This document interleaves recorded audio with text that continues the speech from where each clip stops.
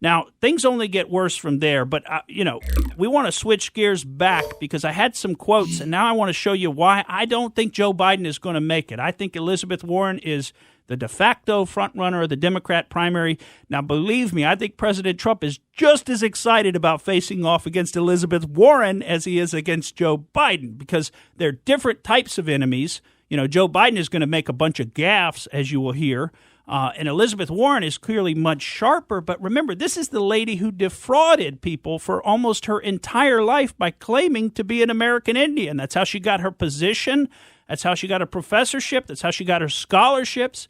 We didn't get to share those quotes with you last week, but we had them all from the Democrat debate. That's how she made herself, was off of the lie and taking from an actual American Indian the affirmative action quota that was actually designated for somebody who actually was disadvantaged for being an American Indian. But instead, Elizabeth Warren, a white lady, swoops in and takes that spot from a worthy American Indian. And as we've said before, if that's not racism, I don't know what is. But let's hear Joe Biden, and he was at an LGBTQ forum in Iowa over the weekend. Let's hear him answer the question, because you'll love what he calls their community. Listen closely. By the way, in prison, the determination should be that your sexual identity is defined by what you say it is, not what, in fact, the prison says it is. And in that case, you should be entitled also to LGBYN. Anyway, you didn't ask that question. You didn't ask that question. Now that I realize I'm totally off the reservation. LGBYN, okay? Forget LGBTQ. This is a new group, LGBYN, Joe Biden says, okay? I don't know what the Y and the N stand for, but I'm sure somebody can fill us in on that. Yes, but the no. LGBYNs. Check one, yes or no. And hey, by the way, the new rule is when you go to prison, you pick your own gender, Pat George. You want to be in a men's prison, Pat George? I don't think I'll be. Are you going to be? Well, you're not going to prison. I know. Let's say I was going to prison. You're not going either. I know I'm not going. But dadgummit, if I had to go, I'm becoming a woman first. I'm not actually becoming a woman. I'm not going to do the whole gender reassignment. You're just going to tell them. But since it matters only what I say, not what the prison says, I want to go to women's prison. And believe me, it's not to hang out with the women. It's just I figure in a prison fight, I probably got a better shot of surviving, if I'm at the women's prison. The men's prison, they're probably going to shiv me and I might not make it. Yeah, highly intimidating. It would be highly intimidating to go to prison. Now, Joe Biden goes on to say that the government ought to pay for, as part of their health care largesse, they ought to pay for gender reassignment surgery. Now, that is an elective surgery. Okay, it'd be like saying the government ought to pay for cosmetic surgery as well. And, we've rarely heard some people even use those kind of terms. But it's just crazy to me that you can get an elective surgery. Now, if you can afford it, great. But how can you make the rest of the country pay for your elective surgery? In other words, it's not medically necessary, but you want to force people to pay for it. And these are Joe Biden's ideas.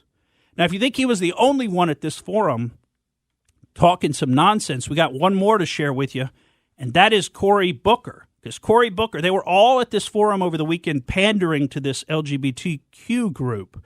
And so now listen to this, and this is really important because think about this. Think about what they say should no longer be a crime. Listen closely. All right, so one last question before we let you go. In 2014, Iowa was the first state to modernize its law on transmission of communicable diseases, getting rid of an outdated policy that criminalizes non-disclosure of an individual's HIV status.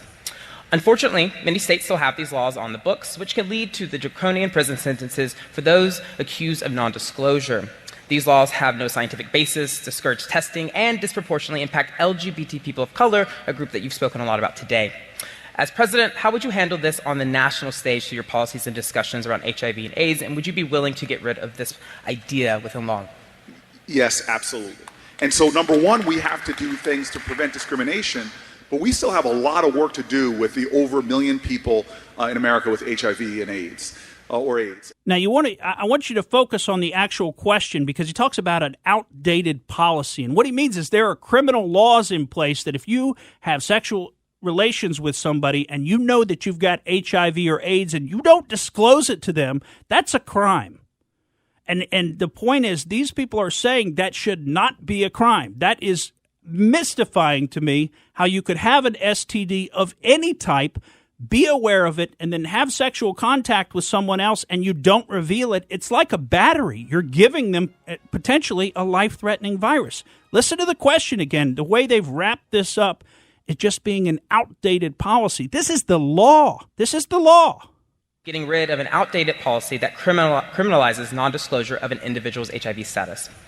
Unfortunately, many states still have these laws on the books. Unfortunately, many states still have these laws. Would you want these laws in place? Do you want somebody to have to tell you if they've got a potentially incurable, life-threatening disease that they're about to pass to you potentially through contact? Do you want them to have to tell you that? I mean, it makes perfect sense to me. I mean, it's an unauthorized battery otherwise. They're infecting you with a serious virus.